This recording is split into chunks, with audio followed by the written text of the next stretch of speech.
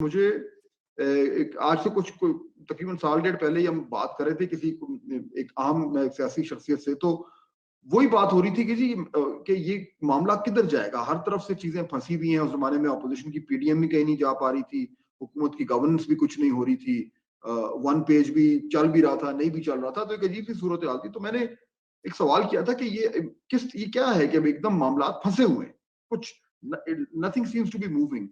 तो वो एक बड़े एक्सपीरियंस्ड और सीनियर सियासतदान, उन्होंने बड़ी इंटरेस्टिंग बात की। उन्होंने कहा देखें हमारे यहाँ जो पॉलिटिक्स है वो इशू ड्रिवन नहीं है, वो इवेंट ड्रिवन है, event driven. And just when you feel के कुछ भी नहीं हो रहा, कोई एक इवेंट होता है और वो तमाम की तमाम सियासत को घुमा के रखता है। तो वही हुआ, एक इवेंट हुआ और उसके बाद जो है वो तमाम तर चीजें जो हैं, सारा फॉर्मूले, सारी इक्वेशंस, सब कुछ चेंज हो गया, सारी डायनामिक्स चेंज हो गई। उन चेंज डायनामिक्स में जहांगीर तरीन साहब, जिनको सिस्टम ने उगल कर साइड पे फेंक दिया था, अब वो एक तरीके से बिल्कुल लिटरली किंग मेकर बन गए उन्हीं लोगों के साथ जो उनके पास 15, 20, 22 जितने भी हैं। सवाल यहां पे बड़ा ही अहम है, I am glad you asked me this. Jahangir तरीन साहब पिछले 1-1.5 साल से खामोश है। कभी कभार को थोड़ी बहुत ही बात कर दी, कुछ कह दिया, खामोश है लेकिन इनएक्टिव नहीं है। और I think he was weighing his options very carefully. उनको ये मालूम था कि अल्टीमेटली ये गेम कहीं ना कहीं तो घूमनी है। लेकिन सवाल ये है, किसी ने कहा कि जी वो पीपल्स पार्टी उनको वू कर रही है और वो उसके साथ शायद साउथ पंजाब में एक इंपॉर्टेंट रोल अदा करें। किसी ने कहा कि जी वो नून लीग का जहाज उनका नून लीग की तरफ लैंड कर रहा है। कुछ लोगों ने कहा नहीं जी, जो नई -1 फॉर्मूला है उसमें पीटीआई में वापस आ जाएंगे। जहांगीर तरीन साहब की सियासत मेरे ख्याल में इस टाइम एक बहुत बड़ा क्वेश्चन मार्क है पाकिस्तान के लिए कि ये कहां जाएगी। क्या वो किसी को ज्वाइन करेंगे? क्या वो कोई इसी इंडिपेंडेंट ग्रुप को लेकर किंग मेकर बनेंगे? वो क्या करेंगे? और ऊपर से उसमें जो एडेड कंप्लेक्सिटी है वो ये कि वो खुद डिस्क्वालिफाइड। तो वो जो इशू है कि अगर उनकी डिस्क्वालिफिकेशन खत्म होनी है तो फिर नवाज शरीफ की भी होनी है। सो ये एक अजीब सा स्ट्रेंज सा मिक्स बना हुआ है, जिसमें से इस वक्त सडनली एक मोमेंट ऐसा आया है कि तरीन साहब के पास अब सारे कार्ड ला। मेरे ख्याल में, मैं ये तो नहीं प्रेडिक्ट करूंगा कि वो कहां जाएंगे, मेरे ख्याल में that will be very risky prediction. लेकिन ये जरूर है कि जहांगीर तरीन साहब का जो भी फैसला मुझे लग रहा है वो अब सिर्फ ये वोट ऑफ नो कॉन्फिडेंस से रेलेवेंट नहीं होगा। अब वो आगे भी देख रहे इसके बाद क्या होना है, उसके बाद क्या होना है, इलेक्शंस में क्या हो सकता है, ये जो रीअरेंजमेंट ऑफ द 2013 कंसेंसस हो रहा है इसकी शेप क्या होनी है। और उन तमाम चीजों को सामने रखते हुए आई थिंक उनका फैसला जो है वो बिल्कुल बिल्कुल बहुत ये पते की और अहम बात है। जी सुलगी साहब। जी फहद, हुकूमत ये जो फायर फाइटिंग कर रही है और जिस तरह के इक़दाम कर रही है, जिसमें कल का वाकया आपके सामने है, उसका जो बैकलैश है वो क्या आया है रेड जोन के अंदर। और मुस्तकबिल करीब में इस तरह की अफवाहें चल रही हैं कि हुकूमत कोई ऑर्डिनेंस लाना चाहती है, जो पेका का जो लॉ है जो पहले ही मुतनाज़ा है उसके अंदर अमेंडमेंट करने के लिए एक ऑर्डिनेंस ला रही है, जिसमें पुलिस और काउंटर टेररिज्म डिपार्टमेंट को ज्यादा अख्तियार देंगे ताकि जो तनकीदी आवाजें हैं उनको किसी बहाने बंद कराया जाए। ये आपने सुना है ये बात? और कल का जो वाकया हुआ है उसका रिएक्शन क्या है, जो बैकलैश आया है हुकूमत के हल्के रेड जोन में, क्या फील कर? देखिए, मेरे ख्याल में ये जिन जिन मामलात की आप बात कर रहे हैं सोलंकी साहब, ये पहली बार तो हुकूमत ने ट्राई नहीं किया। आपको याद होगा डिजिटल मीडिया के हवाले से इन्होंने पहले भी पिछले साल भी ये मामलात हुए थे। फिर हमारे कुछ कॉलीग जो हैं वो अदालत भी चले गए थे। फिर उसके बाद वो जो ये एक मीडिया अथॉरिटी बनाना चाह रहे थे इंफॉर्मेशन मिनिस्टर साहब, वो भी आया।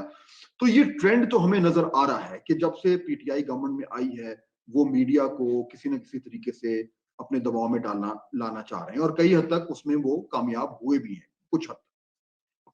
अच्छा, अब जो 2018, 19 और 20 ये 3 साल थे जिसमें पीटीआई की गवर्नमेंट जो थी वो ऑल पावरफुल थी, क्योंकि नया नया वो जो कंसेंसस था वो कंज्यूमेट हो रहा था। हाइब्रिड जो सिस्टम है वो दूसरे से तीसरे गियर में जा रहा था, ऑपोजिशन जो है उसके ऊपर मैक्सिमम दबाव था और होप सी पिन थी। तो जब गवर्नमेंट उस पोजीशन में थी कि everything was going in its favour, वो तब भी ये काम नहीं कर पाए।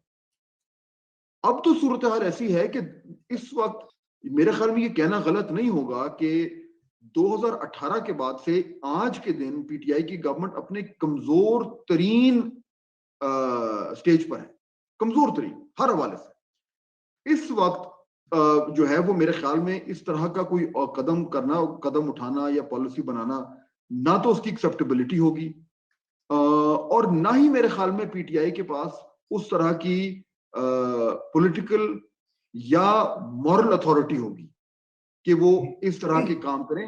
अपना पॉलिटिकल कैपिटल वो एक्सपेंड कर चुके हैं, अब उनके पास बिल्कुल वेपर्स रह गए हैं। उन वेपर्स के जरिए वो इतने, यानी वो ये नहीं मुमकिन नहीं है कि वो वेपर्स पे वो इतनी बड़ी एक स्टेप ले रहे हैं। तो आई थिंक उसका टाइम गुजर गया, अब ये हो रही है। These are all science of desperation.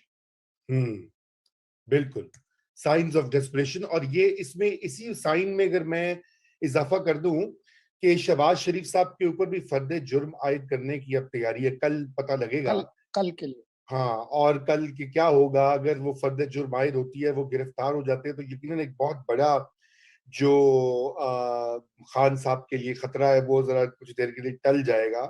तो आप कैसा इसको देख रहे हैं? क्या वाकई शहबाज शरीफ जो है वो गिरफ्तार हो सकते हैं, हो जाएंगे? देखिए, इसमें ना हर तरह की बातें हो रही है और मैं ये बड़ा यानी कई दिन से मैं ये भी सुन रहा हूँ कि जी अगर अगर कल शहबाज शरीफ साहब की गिरफ्तारी हो गई तो उससे उससे ये अखज़ किया जा सकेगा कि वन पेज जो है वो वापस आ गया है, जुड़ गया है, और अगर नहीं हुई तो उसका मतलब है कि खतरे की घंटियां जो हैं वो और तेज हो जाएंगी। मेरे ख्याल में again yes, it is an important development कल जो कुछ होने जा रहा है हर हवाले से, लेकिन क्या उसकी रोशनी में पाकिस्तान की सियासत जिस रुख चल रही है वो बिल्कुल मुड़ जाएगी? मेरा नहीं ख्याल। जो एक मोमेंटम बना हुआ है पिछले 3 4 5 महीने से, उस मोमेंटम को बनाने में बहुत सारे फैक्टर्स ने हिस्सा डाला है। सबसे बड़ा फैक्टर जिसने उस मोमेंटम को स्टार्ट किया, धक्का दिया, वो तो था जो अक्टूबर में जो कंट्रोवर्सी खड़ी हुई DGISI की अपॉइंटमेंट की। उसके बाद से उसमें चीजें ऐड होती गई, चाहे वो गवर्नेंस के फेलियर्स हों, चाहे वो दीगर पीटीआई के मामलात हों, चाहे वो अपोजिशन की एक रिन्यूड कॉन्फिडेंस हो, फिर चाहे वो बाई इलेक्शंस में उनकी शिकस्त और फिर खास तौर पे केपी में जो शिकस्त हो। तो यानी ये बतदरीज जो पाकिस्तान तहरीक इंसाफ की जो एक पोजीशन थी बहैसियत एक गवर्नमेंट और रूलिंग पार्टी, वो डाइल्यूट होती जा रही है पिछले कई महीने से। अब वो जो मोमेंटम चल रहा है उसमें अगर कल वाला एक वाकया हो जाता है तो ये तो जरूर है कि उस मोमेंटम में थोड़ी सी ब्रेकें लगेंगी, लेकिन ये कहना कि वो तमाम का तमाम पूरा जो सिस्टम है वो पलट जाएगा और हम जो है वो प्री अक्टूबर 2021 के ईरा में वापस चले जाएंगे, ऐसा नहीं होगा। मेरे ख्याल में the die has been cast.